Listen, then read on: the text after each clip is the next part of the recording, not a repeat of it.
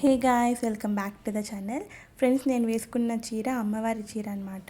So అమ్మవారికి పెట్టింది మళ్ళీ మనం వేలంపాటలో తీసుకుంటాం కదా, అప్పుడు తీసుకున్నది. అమ్మవారికి మళ్ళీ పూజ చేస్తున్నామని అది ఆ చీర అయితే కట్టుకున్నాను. ఎలా ఉందో కమెంట్ చేయండి గాయ్స్. నెక్స్ట్ ఇంకా ఒక్కొక్కరి టెంపుల్కి అయితే స్టార్ట్ అయిపోయాము. వీడియో కోసమే ఒక్కరి తర్వాత ఒకరిని రమ్మని చెప్పాను. అలా ఒకరి తర్వాత ఒకరు వస్తూ ఉన్నారు. సో బాగా సపోర్ట్ చేస్తున్నారనమాట. పూజ అయితే చాలా బాగా జరిగింది. సో ప్రసాదం కూడా చాలా బాగా వచ్చింది. అమ్మవారికి ప్రసాదం చేస్తూ అందరికీ పంచుతామని మొక్కుందనమాట మా అమ్మ. సో చూడు, మా నాన్న తీసుకెస్తున్నారు గుడి దగ్గరికి. అందరం వెళ్ళేసరికి 7-7:30 ఆ మధ్యలో అయిపోయింది. అందుకే కొంచెం చీకటి పడిపోయింది. సో తీపన్నం కూడా చేసాము, స్వీట్ పొంగల్ అనమాట.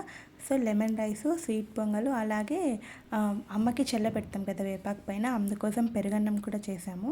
చాలా మంచిదన్నమాట, అమ్మ శాంతిస్తుంది అంటూ ఉంటారు. టెంపుల్ అనేది మాకి కరెక్ట్గా మా ఊరి సెంటర్లో ఉంటుంది. అందుకే నడియది గంగమ్మ అని పిలుస్తూ ఉంటాం. చాలా పవర్ఫుల్ అనమాట. మా అమ్మ అయితే చాలా ఇయర్స్ నుంచి ఈ అమ్మవారినే ముక్కుంటూ ఉంటుంది.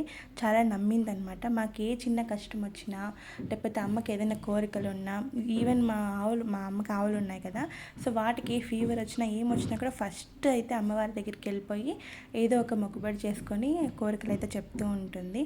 సో మా అమ్మకి చాలా ఇష్టమైన టెంపుల్ అనమాట ఇది. నేను ఒక విషయం చెప్పాలనుకుంటూ ఉన్నా. ఎందుకంటే మామూలుగా మనము వెంకటేశ్వర స్వామి టెంపుల్ కానీ, శివాలయం కానీ, వినాయకుడు ఏ దేవుడి పూజకి వెళ్ళినా కూడా మనం గర్భగుడిలోకి అయితే వెళ్ళలేం కదా.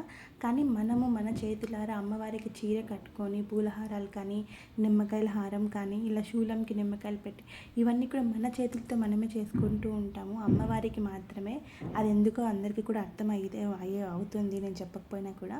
అందుకే చాలా స్పెషల్ అనమాట. అమ్మాయిలు అందరూ కూడా రిలేట్ అవుతారు.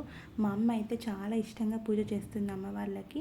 వేరే దేవతల్ని కూడా నమ్ముతూ ఉంటుంది, కానీ అమ్మవారంటే మాటల్లో చెప్పలేనంత ఇష్టం, భక్తి అనమాట.